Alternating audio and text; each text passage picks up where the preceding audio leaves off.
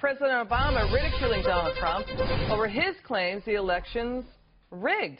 But he had a different take while running against Hillary Clinton in 2008. Take a listen. I have never seen in my lifetime or in modern political history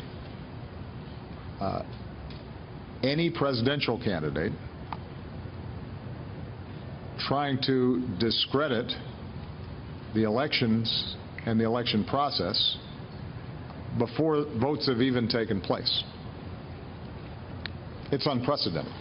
I would just like to know what you can say to reassure us that this election will not be rigged or stolen. Well, I tell you what, it helps in Ohio that we got Democrats in charge of the machines. I come from Chicago, so I want to be honest. It's not as if it's just Republicans who have monkeyed around with elections in the past. Sometimes Democrats have too. You know, whenever people are in power, they have this tendency to try to, tilt things in their direction. Joining me now on my political power panel, Ford O'Connell. He is a strategist for the GOP. Julie Roginsky, a Democrat strategist. So, Julie, basically Obama is saying, yeah, we've monkeyed around with elections. Well, I think coming from Chicago, he certainly knows that Mayor Daley, 1960, what is it, 64 or even 60, when Kennedy was first running against Nixon, people think that had a little something to do with skewing the elections. But look, the reality is that most of the machinery of these state operations, and it is the states that control elections, are run by Republicans. So Democrats really would have a very hard time skewing elections when secretaries of state and others around the country are mostly Republicans. So to that point, I don't know who Trump thinks is going to throw the election for him.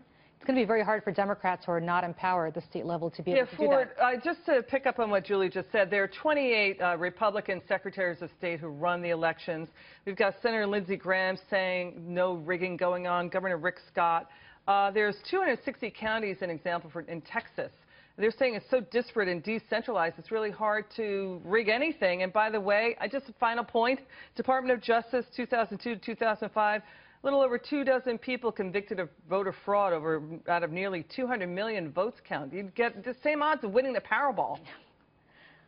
You know what, I'm going to say this. I'm not saying this election is being rigged from a voter fraud standpoint, but what I will tell you is that the potential is there. We have 4 million people in this country that are ineligible to vote, that are still on the voter rolls. We have 12 states in the District of Columbia that give illegal immigrants driver's licenses, which they could conceivably use to vote. We have nearly 3 million people that are actually registered in 2 states. So look, the potential is there. And understand something. If some of these states are this close, like North Carolina, Florida, Ohio, and it's actually 1%, then all you'll really need is 250,000 votes out of about 120 million spread across to make that happen. Stay with me, Julie, on what Ford just said. So, you know, the fact that there's irregularities and problems with record keeping and all that doesn't mean it segues into voter fraud, right? You can't conflate the two. You can't. The record keeping. Yeah. Stay with me. Ford just said, though, that illegal immigrants are getting driver's licenses. And maybe in a swing state, the vote could be skewed and it could be thrown toward a candidate. Presumably. In just one swing state. Presumably, if they have to show their driver's licenses to vote, and not all states require that, but if they have to show their driver's licenses to vote, their names are not going to be on the voter rolls because they're not registered to vote. They're illegal immigrants, right? So what you just said is very topical here, which is that there's all these possibilities that exist, but the Bush Justice Department, not the Obama Justice Department, found virtually no in-person voter fraud that's existed in history. And so what you're saying is anything's possible. I could have a comet land on my head right now. It's not going to happen.